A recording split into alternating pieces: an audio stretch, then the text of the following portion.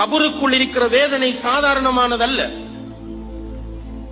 உஸ்மான் இப்னு அஃபான் ரலியல்லாஹு அன்ஹு அவர்கள் கபர்களை கடந்து செல்லும் போது நின்று தேம்பி தேம்பி அவர்களுடைய தாடி நனைகிற அளவுக்கு அழுவார்கள் கபருடைய வேதனையை நினைத்து. ரசூல் ஸல்லல்லாஹு அலைஹி வஸல்லம் அவர்கள் ஒரு நாள் ஒரு அன்சாரி தோழருடைய ஜனாசா நல்லடக்கத்திற்காக சென்று கபரு தோண்டப்படுகிற போது பக்கத்திலே உட்கார்ந்திருந்தவர்கள் கையிலே ஒரு குச்சி ஒன்றை வைத்துக் கொண்டு நிலத்திலே கீறுகிறார்கள், மேலே பார்க்கிறார்கள், நிலத்திலே கீறுகிறார்கள், மேலே பார்க்கிறார்கள். டென்ஷன்.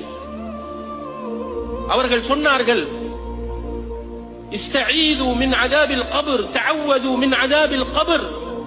கபருடைய வேதனையிலிருந்து பாதுகாப்பு தேடுங்கள், கபருடைய வேதனையிலிருந்து பாதுகாப்பு தேடுங்கள்.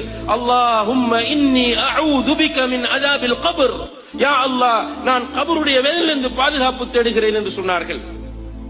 ஒவ்வொரு தொழுகையிலும் அத்தஹியாத் ஓதி முடிந்த பிறகு அல்லாஹும்ம இன்னி அஊது பிக மின் அஸாபில் கப்ர், யா அல்லாஹ், கபருடைய வேதனையிலிருந்து உன்னிடம் பாதுகாப்பு தேடுகிறேன் என்று சொன்னார்கள்.